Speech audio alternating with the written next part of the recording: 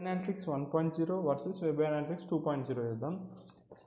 First web analytics 1.0 ఉన్న limitations ఏంటంటే ఇది కేవలం బేసిక్ మ్యాట్రిక్సెస్ లైక్ ఎన్నిసార్లు వాడు పేజ్ చూస్తున్నాడు యూజర్ అనేటోడు, వాడు మళ్ళీ బౌన్స్ రేట్ ఎంత, యూనిక్ విజిటర్స్ ఎంతమంది, ఇవి మాత్రమే ఇస్తారు. దీనికన్నా ఎక్కువ ఇవ్వలేదు వెబ్సైట్ 1.4 వెబ్ అనలిటిక్స్ 1.4.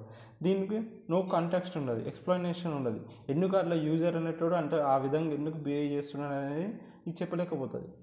అందుకే నో క్రాస్ డివైస్ ట్రాకింగ్. అంటే యూజర్ అనేటోడు ఇప్పుడు నేను నా అమెజాన్ వెబ్సైటు, షాపింగ్ వెబ్సైట్ నా ఫోన్లో ఓపెన్ చేసిన, దాంతోపాటు నా డెస్క్టాప్ ల్యాప్టాప్లో ఓపెన్ చేసిన.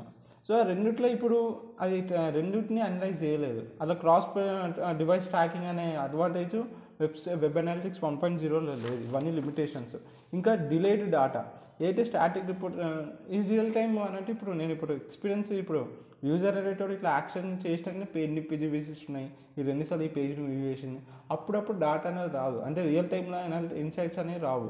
స్టాటిక్ రిపోర్ట్స్ అనమాట. అంటే వేసిన తర్వాత మెల్ల వస్తాయి స్టాటిక్ రిపోర్ట్స్. అందుకే డిలేడ్ డాటా అంటుంది. ఇది ఒక డిసడ్వాంటేజ్.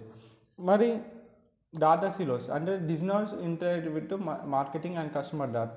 ఇది మన ఏదైతే వెబ్ అనలిటిక్స్ 1.0 ఉందో ఏదైతే మార్కెటింగ్ కానీ కస్టమర్ డాటాతో ఇంటిగ్రేట్ కాదు.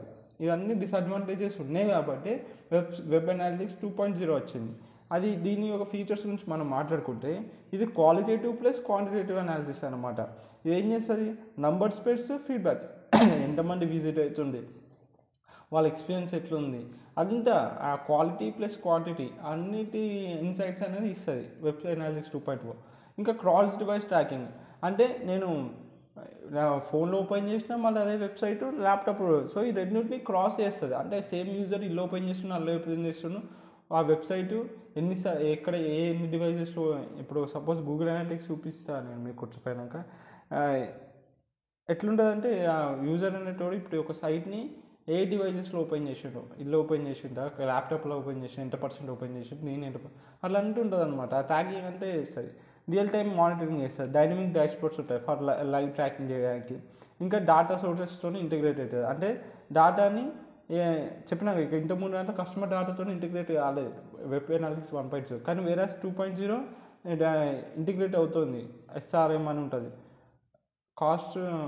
కాస్ట్ రిటర్న్ చెప్తాను నేను. SRMతో ఇంటిగ్రేట్ అవుతుంది. యాడ్స్ అండ్ సోషల్ ఇవన్నిటితో ఇంటిగ్రేట్ అవుతుంది. ఇంకా యూజర్ సెంట్రిక్ మ్యాట్రిక్స్ ఉంటాయి. అంటే టాస్క్ కంప్లీషన్కి, time to goal, satisfaction rate ఇవన్నిటి ఇస్తుంది. అక్కడ మాత్రం పేజ్ విజిట్, బౌన్స్ రేటు అవే ఇస్తుంది.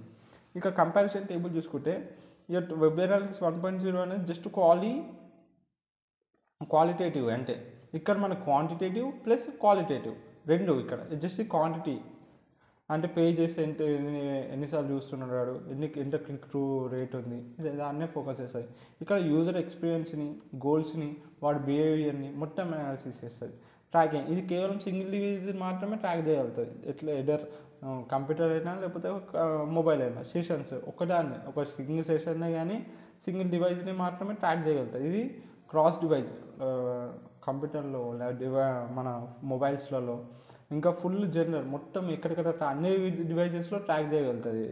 ఇంకా రిపోర్ట్స్ వచ్చేసరికి స్టాటిక్, రియల్ టైం రిపోర్ట్స్ ఉండవు. ఇక్కడ వచ్చేసరికి వెబ్ అనలిటిక్స్ 2.0లో రియల్ టైం ఉంటాయి, యాక్సెసిబుల్ ఉంటాయి, ఇన్సైట్స్ డెప్త్ ఉంటుంది, షాలో. ఇది ఇన్సైట్ డెప్త్ అని వచ్చేసరికి ఇన్సైట్స్ తీసుకొచ్చినా కూడా షాలో ఉంటుంది. మనం వచ్చేసరికి వెబ్ అనలిటిక్స్ 2.0లో వచ్చే ఇన్సైట్స్ చాలా డెప్త్ ఉంటాయి, యూజర్ ఫోకస్డ్ ఉంటాయి.